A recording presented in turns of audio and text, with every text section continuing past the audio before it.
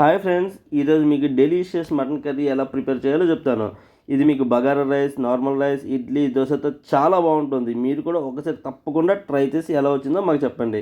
మొదటగా మటన్ శుభ్రంగా కడిగి పెట్టుకొని ఒక స్పూన్ పసుపు, ఒక స్పూన్ ఉప్పు, ఒక స్పూన్ కారం, ఒక స్పూన్ మటన్ మసాలా వేసుకొని బాగా మిక్స్ చేసి ఒక గంట పాటు పక్కన పెట్టుకోవాలి. మ్యారినేట్ చేసిన మటన్ని పక్కన పెట్టుకున్నాక ఒక మిక్సీ జార్లో నానబెట్టి పెట్టుకున్న 8 బాదాం, జీడిపప్పు, గసగసాలని వేసుకుని మెత్తటి పేస్ట్లాగా చేసుకోవాలి.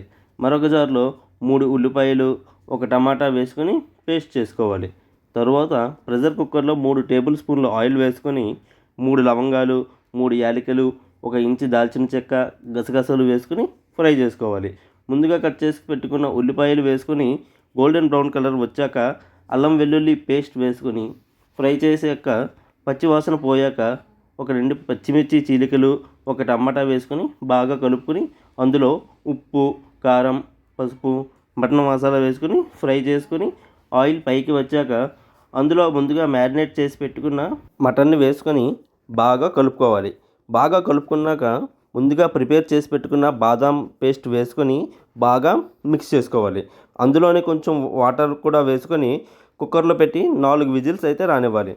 4 విజిల్స్ వచ్చాక కుక్కర్ని చల్లారనివ్వాలి. కుక్కర్ చల్లారాక మనం అందులో ఉన్న మటన్ని బాగా కలుపుకొని పక్కన పెట్టుకోవాలి. పక్కన పెట్టుకున్నాక ఒక బాణీని తీసుకొని అందులో కొంచెం ఆయిల్ని వేసుకొని ముందుగా ప్రిపేర్ చేసి పెట్టుకున్న టమాటా ఆనియన్ పేస్ట్ వేసుకోవాలి.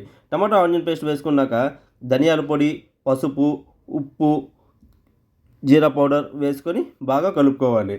బాగా కలుపుకున్నాక ముందుగా ప్రిపేర్ చేసి పెట్టుకున్న మటన్ని మనం అందులో వేసుకొని బాగా ఉడికించుకోవాలి. ఉడికించుకున్నాక అందులో కొంచెం కొత్తిమీర వేసుకుంటే ఎంతో టేస్టీగా ఉండే మటన్ కర్రీ అయితే రెడీ. ఇది మీకు చాలా అంటే చాలా టేస్టీగా ఉంటుంది. తప్పకుండా ట్రై చేయండి. అలాగే మా ఛానల్ని సబ్స్క్రైబ్ చేసుకొని ఈ వీడియోని లైక్ చేసి మీ ఫ్రెండ్స్తో అయితే షేర్ చేసుకోండి. మీరు కూడా ఒకసారి ప్రిపేర్ చేసి ఎలా వచ్చిందో మాకైతే కామెంట్లో తెలియజేయండి. Thank you.